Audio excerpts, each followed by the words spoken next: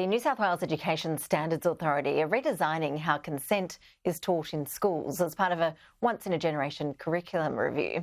Students will learn about power imbalances, consent and online image sharing as part of the proposed sex education syllabus. Joining us live with more is sexual consent activist Chanel Contos. Chanel, really appreciate your time. Thank you. Is this a sort of change you've been lobbying for? What specifically would you like to see students being taught that you think they're missing out on at the moment? I think what I hope for students to be taught at not just in New South Wales but at a national level is more comprehensive, holistic consent education starting from an early age.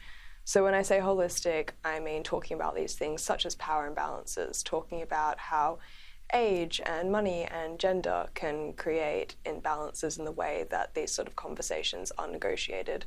And when I say early, I'm not proposing that we talk explicitly about sex, especially teachers talking explicitly about sex to, people in primary school, but I'm saying we start teaching concepts of consent, which is exactly what this syllabus proposes, asking permission, seeking permission, denying permission, and accepting responses, most importantly, can be done in a magnitude of ways from a young age. You can do that with sharing toys, you can do that with braiding someone's hair, holding someone's hand. The earlier we start normalizing these sort of conversations and teaching young people how to use these skills, the easier it will be when we do start having these conversations in a sexual way as they get older and it is appropriate. Yeah, and the age issue is something that can be controversial, isn't it, in terms of how young is too young to introduce all of these topics that can be wide-ranging.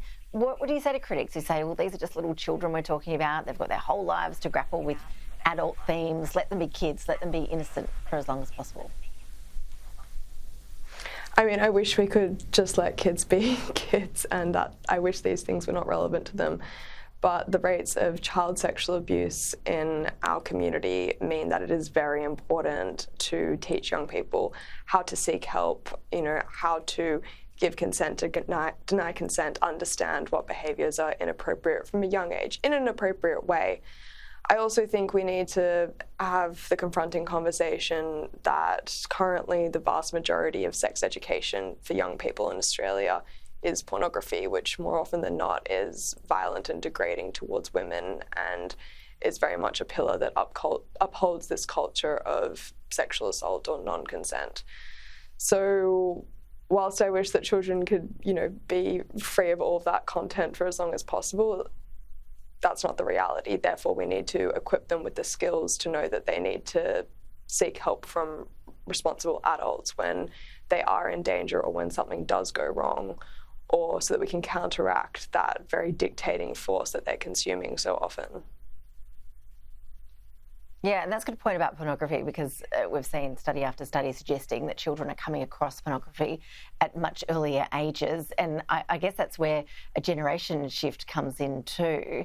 Do you think parents need to educate themselves about more of these issues so that the message kids are getting at home is aligned with what they're hearing at school? Because I guess it is important to acknowledge that between the generations, a lot of the standards really have shift in terms of what is accepted. 100%. I mean, the way that pornography was accessed 30 years ago was completely different. It was top shelf magazines, those sort of ideas. Now, the most common way that young people access pornography is usually by accident because it's often, targeted at them on the internet if they're streaming a movie illegally or, on a gaming website, which so many young people are often.